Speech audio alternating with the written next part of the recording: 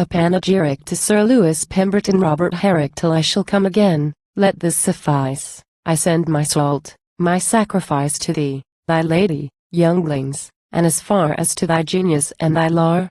To the worn threshold, porch, hall, parlor, kitchen, the fat smoking temple, which in the wholesome savor of thy mighty chines, invites to supper him who dines, where laden spits, warped with large ribs of beef, not represent, but give relief to the lank stranger and the sour swain, where both may feed and come again. For no black-bearded vigil from thy door beats with a buttoned staff the poor, but from thy warm love-hatching gates, each may take friendly morsels, and there stay to sun his thin-clad members, if he likes.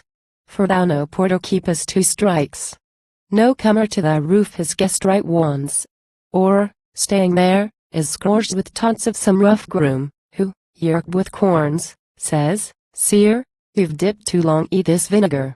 And with our broth and bread and bits, sir friend, you've fared well. Pray make an end. 2 days you've larded here. A third, ye know, makes guests and fish smell strong. Pray go ye to some other chimney, and there take a save other giblets. Make merry at another's hearth. You're here welcome as thunder to our beer. Manners knows distance, and a man unrude wold soon recoil, and not intrude his stomach to a second meal.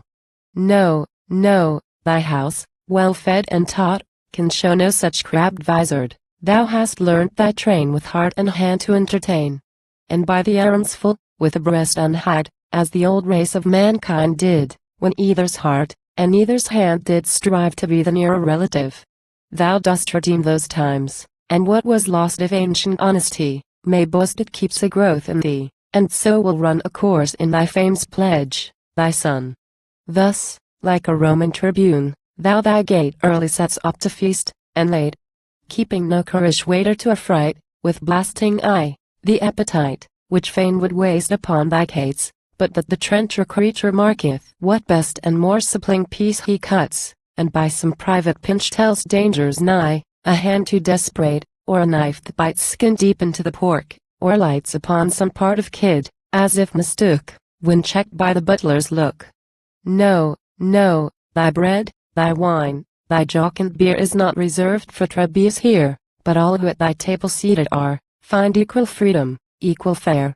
And thou, like to that hospitable god, Jove, joyous when guests make their abode to eat thy bullock's thighs, thy veals, thy fat wethers, and never grudge at the pheasant, partridge, godwit, reeve, ruff, rail, the cock, the curlew, and the quail. These, and thy choicest viands, do extend their tastes unto the lower end of thy glad table. Not a dish more known to thee, than unto anyone, but as thy meat, so thy immortal wine makes the smirk face of each to shine, and spring fresh rosebuds, while the salt, the wit, flows from the wine, and graces it.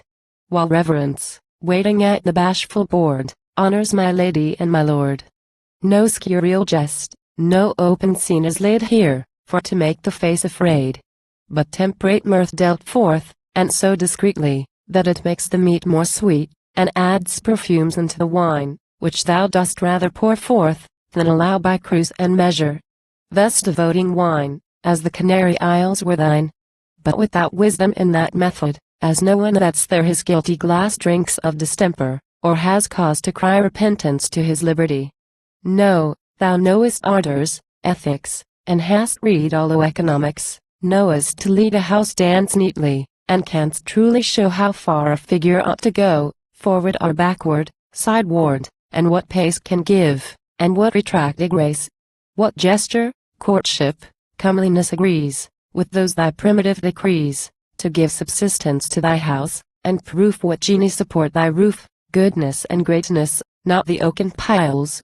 For these, and marbles have their walls to last, but not their ever. Virtue's hand it is which builds gainst fate to stand. Such is thy house, whose firm foundations trust is more in thee than in her dust, or depth.